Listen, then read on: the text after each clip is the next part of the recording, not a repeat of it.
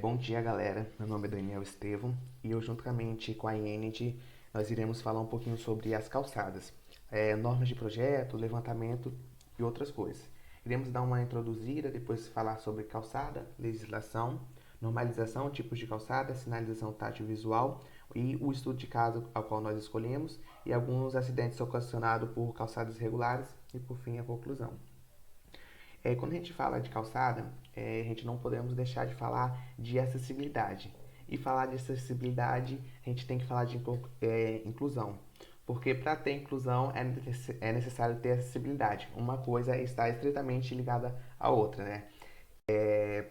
O direito de ir e vir do cidadão brasileiro, um dos direitos fundamentais, está ancorado no artigo 5, inciso 15 da Constituição Federal de 88, que reza da seguinte forma: é livre a locomoção no território nacional, em tempo de paz, podendo qualquer pessoa, nos termos da lei, nele entrar, permanecer ou sair com seus bens. Ou seja, todo mundo tem o direito de ir, vir, se locomover por onde quiser, independente da sua condição física, independente se a pessoa é cadeirante, igual está na imagem, independente se a pessoa é deficiente visual, igual está na imagem, independente de se a pessoa tem dificuldade de locomoção temporária ou permanente. Todos têm o direito de ir e vir. E se a gente não tem uma calçada que atenda às necessidades dessa pessoa, que atenda às condições ideal para que essa pessoa se locomova, nós estamos restringindo e excluindo essa parcela da população de estar se locomovendo e automaticamente a gente está tirando um direito que é garantido pela própria Constituição.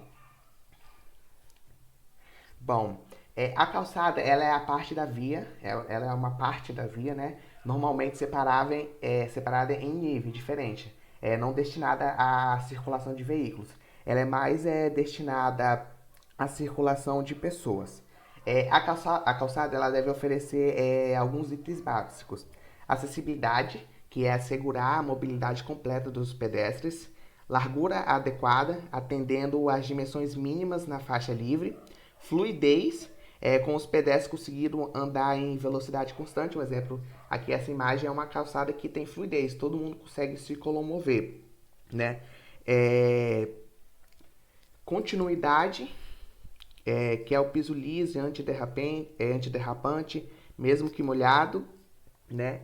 Espaço de socialização, segurança e desenho na paisagem, que é ter um clima agradável que contribui para o conforto visual do usuário. Também é importante enfatizar que a calçada, como eu disse anteriormente, ela tem que ter fluidez. Para isso, é importante que não tenha nenhum obstáculo que atrapalhe. Por isso, é proibido estacionar veículos sobre calçadas públicas, depositar materiais de construção, entulho ou lixo, ou qualquer coisa. Tem que manter uma calçada limpa e fluida para que não tenha retenção. Agora eu vou falar sobre a legislação. De quem é a obrigação de construir a calçada? É obrigação dos responsáveis pelos imóveis, no caso, o proprietário ou locatário, construir a calçada e mantê-la em um bom estado de conservação. E quanto ao poder público? Ao poder público cabe a responsabilidade pela execução e manutenção das calçadas em orlas, praças e canteiros centrais de avenidas. Como as calçadas são de responsabilidade dos proprietários dos imóveis, a Prefeitura de Vitória trabalha conscientizando os moradores sobre a importância de construir, recuperar e manter as calçadas. O decreto número 5.296/04, que regulamenta essas duas leis que estão aí, elas que estabelecem as normas gerais e os critérios básicos para a promoção da acessibilidade das pessoas com deficiência ou com mobilidade reduzida, focando na mobilidade urbana, construção dos espaços e nos edifícios de uso público e legislação urbanística. Agora sobre a normalização. A seguinte NBR é a norma que trata sobre calçadas, acessibilidade a edificações, mobiliário, espaços e equipamentos urbanos, mais especificamente no capítulo 6.12 de circulação externa. Nela, tem algumas especificações de revestimento, dimensões, inclinações, redução do percurso da travessia e rebaixamento de calçadas. Vamos falar um pouquinho de cada uma. Revestimentos. Os materiais de revestimento e acabamento devem ter superfície regular, firme, estável, não trepidante para os dispositivos com rodas e antiderrapante, sob qualquer condição, seco ou molhado. Deve evitar a utilização de padronagem da superfície do piso que possa causar a sensação de insegurança, por exemplo, estampas que, pelo contraste do desenho ou a cor, pode causar aquela impressão de tridimensionalidade. E é necessário se atentar ao tipo de revestimento que é escolhido na calçada, porque pode ser interditado pela fiscalização da prefeitura, caso não esteja de acordo com as normas. Sobre as dimensões. O dimensionamento mínimo da calçada, ela tem que ter a largura definida, pode ser definida em 3 faixas de uso. Na imagem do lado dá para ver bem. Tem a faixa de serviço, que é próximo à rua, serve para acomodar o mobiliário, os canteiros, as árvores e os postes de iluminação ou sinalização. Nas calçadas a serem construídas, recomenda-se usar uma faixa de serviço com uma largura mínima de 0,70 metros. Aí tem a faixa livre ou de passeio, que fica no centro. Ela é destinada exclusivamente à circulação de pedestre e deve ser livre de qualquer obstáculo. Tem que ter uma inclinação transversal de até 3%, ser contínua entre lotes e ter no mínimo 1,20 metros de largura e 2,10 metros de altura livre, sem nada atrapalhando. E a faixa de acesso, que fica próximo das casas. Ela consiste no espaço de passagem das áreas públicas para o lote. Essa faixa é possível apenas em calçadas que tenham largura superior a 2 metros. Serve para acomodar a rampa de acesso para os terrenos, só que tem que ter autorização do município para edificações já construídas. E aí tem um cálculo para saber o dimensionamento das faixas livres, que segue um parâmetro definido pela NBR 9050. O dimensionamento das calçadas tem como critério principal o fluxo de pessoas adicionadas a características específicas do local em que está sendo dimensionado. O L é a largura da faixa livre, F, a largura necessária para absorver o fluxo de pedestre estimado, medido nos horários de pico, considerando o nível de conforto de 25 pedestres por minuto a cada metro de largura.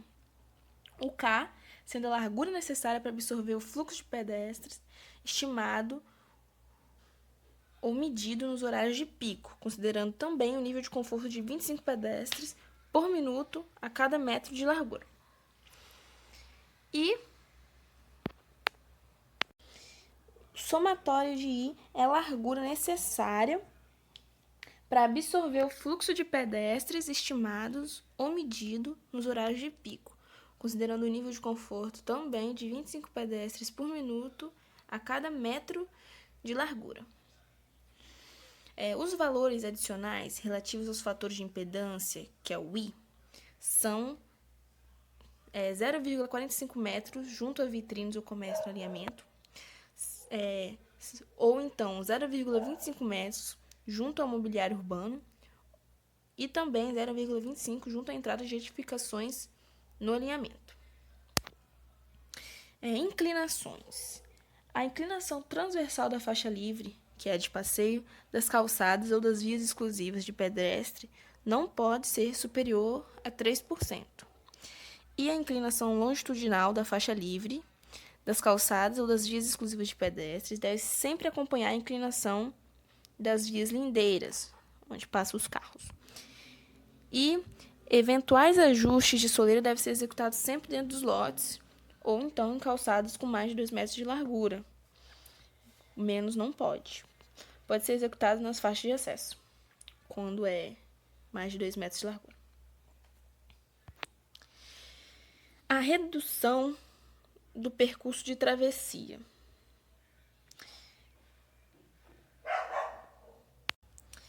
Seguindo também a NBR, é recomendável que, para redução do percurso da travessia, é recomendável alargamento da calçada nos dois lados, sobre o leito carroçável, que é a pista de carro e estacionamento, igual está na figura. Essa configuração ela proporciona conforto e segurança e pode ser também aplicada tanto para faixa elevada como para rebaixamento de calçada, perto de esquina ou no meio da quadra. O rebaixamento de calçada deve ser construído na direção do fluxo da travessia de pedestre. A inclinação deve ser constante e não pode ser superior a 8,33% no sentido longitudinal da rampa central e nas rampas das abas laterais. A largura mínima do rebaixamento é de 1,5 m e o rebaixamento não pode diminuir a faixa livre de circulação, que tem que ser de no mínimo 1,20 m da calçada. Então, agora eu vou falar um pouquinho sobre os tipos de calçadas, né, mais usuais. Existe alguns, assim, que englobam bastante calçadas, né, que são as calçadas com pisos antiderrapantes, né, tem como principais características a durabilidade, tempo de execução, limpeza e, propriamente dito, ser antiderrapante. Sendo que hoje, aqui pelo menos na GV, Grande Vitória, é obrigatório que todas as calçadas sejam antiderrapante e antitrepidante, né? Existem também as calçadas verdes, que são as calçadas que tenham pelo menos 2 metros de largura e na faixa de serviço ela é totalmente recoberta por vegetação, árvores. E existe calçadas de concreto modo louco, né? Que são calçadas de concreto feito manualmente. Aqui eu trouxe alguns exemplos de calçadas. Eu tenho essa calçada aqui que é feito por placas cimentícias, correto? Que hoje aqui em Vila Velha talvez ela não fosse aprovada, porque ela tem que ser, Vila Velha e Vitória talvez não fosse aprovada, porque eles exigem que elas sejam antitrepidante. E se aparentemente ela tem esses pequenos relevos, né? Então, não sei se aqui, no caso em Vitória e Vila Velha, aprovaria. Mas é um modelo que em alguns lugares permite. Tenho aqui essa foto dessa outra imagem aqui, que é com piso intertravado também. Os dois são antiderrapantes, né? E tem a calçada de pedra portuguesa, que também é muito comum você ver, principalmente em lugares mais turísticos, históricos. Posteriormente eu vou falar um pouquinho sobre, propriamente dito, dessa pedra portuguesa, algumas características aqui em Vitória e Vila Velha. E aqui é uma imagem de uma calçada feita em concreto modo em louco. Inclusive essa calçada aqui, ela foi executada pela prefeitura, feita pela prefeitura, né? Que é um dos projetos que eu vou falar depois na frente, que a prefeitura tem feito em bairros periféricos. Aqui é um modelo de calçadas verdes, né? Que traz já um conceito mais sustentável, arborizado, né? Outros exemplos aqui de fotos com jardins, grama. Sobre sinalização tátil e visual. O piso tátil é uma ferramenta utilizada para oferecer acessibilidade a deficientes visuais, sejam eles completamente cegos ou com baixa visão. A sinalização visual e tátil no piso indica situações de risco e direção e deve ser detectável pelo contraste tátil por meio de relevos e pelo contraste visual associado à faixa de cor que tem um contraste com o piso vizinho. Nesse exemplo, nessa figura, o contraste de cor é um amarelo bem forte com o piso ao lado, que é cinza, no caso, para as pessoas com baixa visão. E na figura indica qual é o direcional e qual é o de alerta. O direcional tem umas retas seguindo e o de alerta várias bolinhas. De acordo com a norma da ABNT-NBR 9050-2015, a sinalização tátil e visual de alerta no piso deve ser usada para informar as mudanças de direção ou opções de percurso e indicar as travessias de pedestre.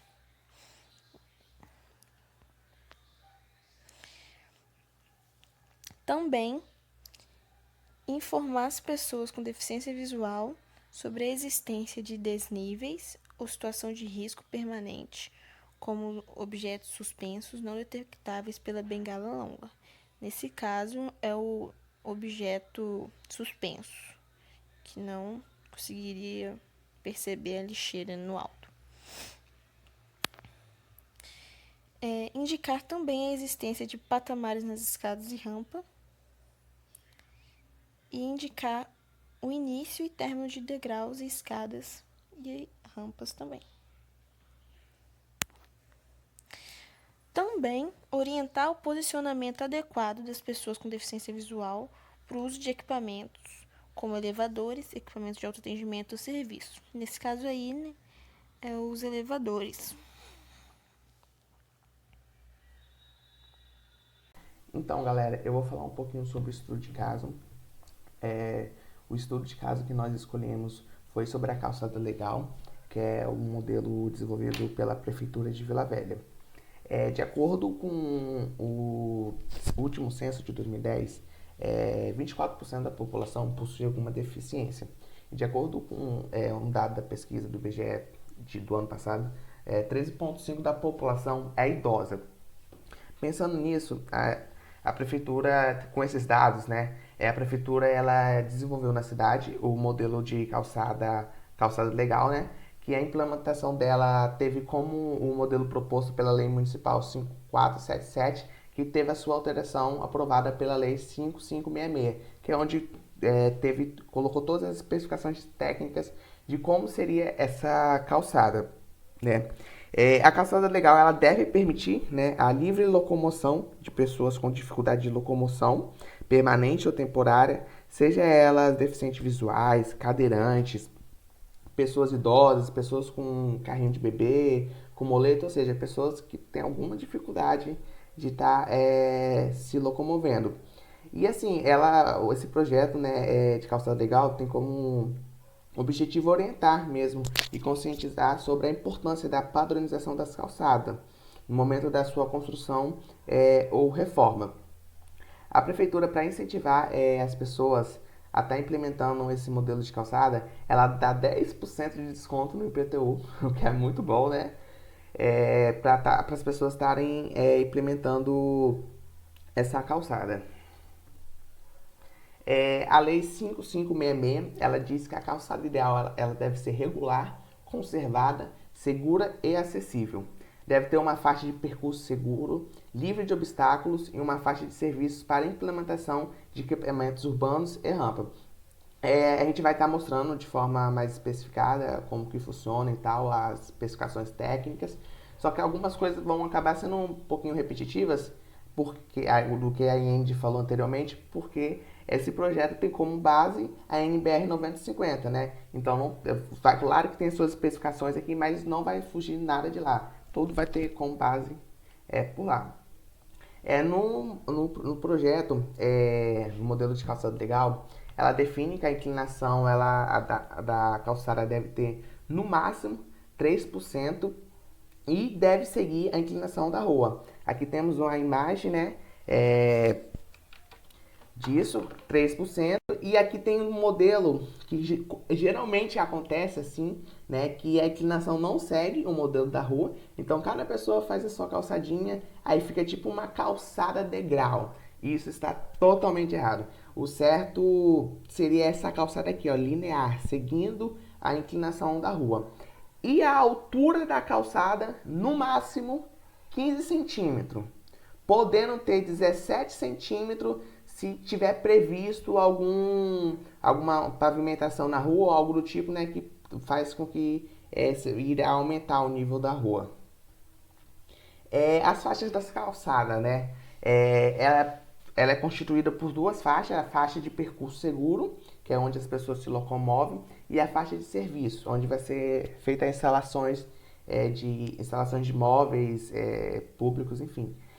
A faixa deverá ter no mínimo 1,20 m de largura, sendo admissível uma largura mínima de 80 centímetros, no caso de calçadas muito estreitas. Aí vocês poderiam perguntar ou se questionaram, se o mínimo é 1,20 m, ou seja, o mínimo, ainda admite-se menos ainda. É porque acontece muito aqui de ter surgido um bairro sem nenhuma estrutura e ter crescido de forma desordenada.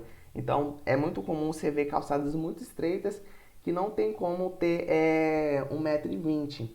Já para as novas calçadas, né, para os novos bairros que tenham já um planejamento de criação, aí sim é 1,20 m. Mas caso não dê, ainda admite-se 80 centímetros. Aqui há algumas especificações pelo tamanho da calçada. Calçadas com largura menor que 1,5 m, coloca-se apenas uma fiada de piso tátil. Calçadas com maior que 1,5 m e menor que 1,70 m, duas fiadas de piso tátil, e calçadas maiores que 1,70 m tem-se 3 fiadas de piso tátil, sendo 2 na extremidade e uma no limite do terreno. A prefeitura ela também estabelece nesse projeto de calçada legal alguns materiais de acabamento, sendo que todos de forma obrigatória serem antiderrapantes. Dentre os que a prefeitura permite, tem o cimento desempenhado na cor natural, é o cimento comum mesmo, aquela calçada feita de concreto modo em louco. Tem um ladrilho hidráulico plano, o granilite, o granito levigado e o granito flameado. É proibido a utilização de pedra portuguesa. Essa é uma coisa que eu até quero salientar, porque a Prefeitura de Vitória não especifica o material de acabamento. Ela apenas diz que a calçada deve ser, o material que for colocado na calçada deve ser antiderrapante e antitripidante. Essas são as duas especificações que a Prefeitura de Vitória traz. E eu falo isso porque eu estava estagiando e foi colocado ali na Praia do Canto, no restaurante. Aí, quando foi feita a calçada, colocou-se pedra portuguesa e foi até a fiscalização lá, porque a única coisa que eles exigiram é que fosse anti-tripidante. Só que a pedra portuguesa é irregular. Aí teve que fazer o lixamento da pedra, né, com uma máquina lá, para ela ficar antitrepidante, aí sim ter a liberação. Já a Prefeitura de Vila Velha proíbe totalmente. Caso queira-se colocar uma pedra portuguesa, pode colocar, sendo que é necessário fazer uma outra calçada do lado que segue as outras orientações. Aí sim você pode. Um exemplo disso, e isso só em lugares mais públicos. Por exemplo, o exemplo disso é ali na prainha, naquela igreja que tem lá, que acontece isso. E é proibida a utilização de qualquer tipo de piso cerâmico, mesmo se esse piso cerâmico for antiderrapante. Beleza. Agora eu vou falar um pouquinho sobre a rampa para pedestres. A rampa para pedestres deve estar localizada prioritariamente próximo às esquinas, uma de cada lado, né? Uma para a pessoa sair de um lado da rua e chegar no outro, ou em qualquer parte da calçada, desde que enfrente a faixa de pedestres.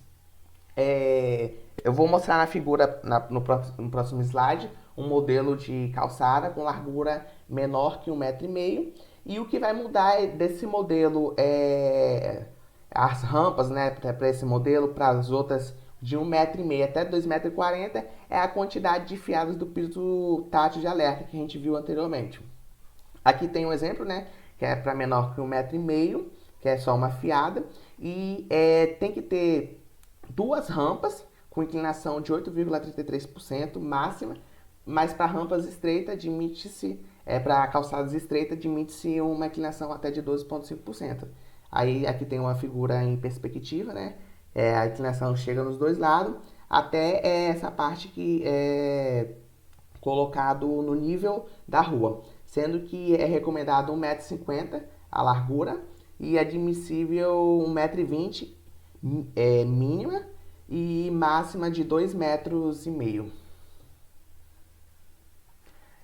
Quando a calçada for uma calçada muito grande, maior que 2,40 m, utiliza-se um modelo diferente, né? Não se tem a inclinação não se tem duas rampas de inclinação, mas apenas a descida mesmo para o nível da rua que tem essa rampa. No caso, ela também tem inclinação de 8,33%, admissível de 12,5% e tem toda aqui as características, né? 3 fiadas, sendo 2 na rua, perto da rua, e uma no limite do alinhamento do lote, a faixa de percurso, inclinação de 3%, né? E aqui ela tem um piso tátil direcional e aqui piso tátil de alerta. Aqui tem uma perspectiva para vocês verem como que fica. Quando a calçada é interrompida, quando a calçada é interrompida por becos ou vielas, também tem que se colocar uma rampa dos dois lados, né, com inclinação de 8,33%. Aqui tem uma falta de perspectiva. Aí tem que ter também tanto o piso tátil direcional quanto o piso tátil de alerta. Agora eu vou falar um pouquinho sobre rampa para veículos. Rampa para veículos, aqui tem um exemplo para calçadas menor que 1,50 m. Lembrando que a prefeitura também estabelece que a largura dessa rampa não pode ocupar mais que 50% da testada do lote. A testada do lote, para quem não sabe, é a frente do lote mesmo, né? Então, se tem um lote, geralmente 10 metros, então não pode ocupar essa rampa mais que 5 metros de comprimento. Aqui tem a foto da perspectiva e aqui em planta baixa, né, que tem que ter inclinação dos dois lados de 8,33%, é semelhante à calçada de pedestre. Piso tátil, direcional e de alerta, beleza? Agora, para rampa para veículos com largura entre 1,50 m e menor que 1,70 m, admite-se colocar uma rampa de no máximo 50 centímetros, beleza? E tem que ter ainda 70 centímetros para os dois lados. Aí a mesma coisa, piso tátil de alerta, uma fiada de piso tátil alerta, uma fiada de piso tátil direcional. Já para rampas para veículos encalçados com largura igual ou maior que 1,70 m, admite o que muda de 1,50 m a 1,70 m, para essa agora maior que 1,70 m, é que admite-se uma rampa com uma largura de 60 centímetros, ou seja, aumenta 10 centímetros. E a mesma coisa aqui funciona para rampa para veículos com entradas em sequências. E os equipamentos urbanos? Qualquer equipamento urbano, mobiliário, né, que constitua um obstáculo vertical, deve ter em seu entorno uma fiada de piso tátil de alerta a uma distância de 60 centímetros do elemento em questão, conforme a norma, né, NBR 9050. Quando houver árvores ou a intenção de implementá-las na calçada, é necessário garantir um canteiro mínimo de 60 por 60, contornado com uma fiada de piso tátil de alerta. Aqui tem a imagem, né, que exemplifica bem o que eu falei agora. E a implementação na prática. Como eu falei no início, todos os novos empreendimentos em Vila Velha são obrigados a implementar esse modelo de calçada legal. Fora isso, a prefeitura tem feito um trabalho já há bastante tempo, que todos os bairros que estão sendo implementados, um trabalho de drenagem, pavimentação das ruas, a prefeitura tem feito de forma gratuita essa calçada, a prefeitura junto com o governo do estado, né? Então, assim, nesses bairros mais periféricos, ela tem feito de forma gratuita essa calçada para tentar levar mais conforto e comodidade para as pessoas. Acidentes ocasionados por calçadas irregulares. Aqui tem dois erros em calçadas. Na esquerda, uma calçada com falta de sinalização tátil visual. E na esquerda, e na direita, uma rampa estreita, que é admissível 1,20 metros, e nesse caso tinha apenas 1 metro. É não suficiente para uma passagem segura de um cadeirante. E no jornal, em 2017, teve um acidente que aconteceu aqui em Vitória. Foi de uma aposentada chamada Iracilda Santana, de 62 anos. E depois de sofrer uma queda, a vida dela nunca mais foi a mesma. A mão direita dela, depois de 2 meses, continuava imobilizada por uma tipóia e sem movimento. Ela contou que a queda aconteceu depois dela tropeçar em uma calçada que estava totalmente irregular. A queda aconteceu na frente da unidade de saúde do bairro Maruípe. E ela ficou com o rosto bastante machucado, chegou até a deslocar o ombro direito. Então, galera, agora a gente conclui, né, o nosso trabalho. Só fazendo uma síntese do que foi falado, a gente viu que nos últimos anos tem tido um grande processo de conscientização do poder público, né, onde ele vem trazendo medidas como decretos e criação de leis, né, para que haja uma maior padronização das calçadas. Tudo isso em âmbito nacional. Em âmbito regional, falando da Grande Vitória, as prefeituras também têm se mobilizado, né, para estar aplicando isso. Aqui, no caso, a gente trouxe o projeto de Calçada Legal, que está sendo desenvolvido em Vila Velha, e que isso já tem resultados explícitos, né, principalmente nos novos empreendimentos, em que em que quem está fazendo essas casas são obrigados a estar fazendo a calçada legal e através, né, do governo do estado, junto com a prefeitura, levando de forma gratuita essas calçadas nos bairros mais periféricos. E também a gente tem aqui em Vitória, né, a calçada cidadão, que parte mais ou menos do mesmo princípio da calçada legal. E aqui estão as nossas referências. Obrigado pela atenção.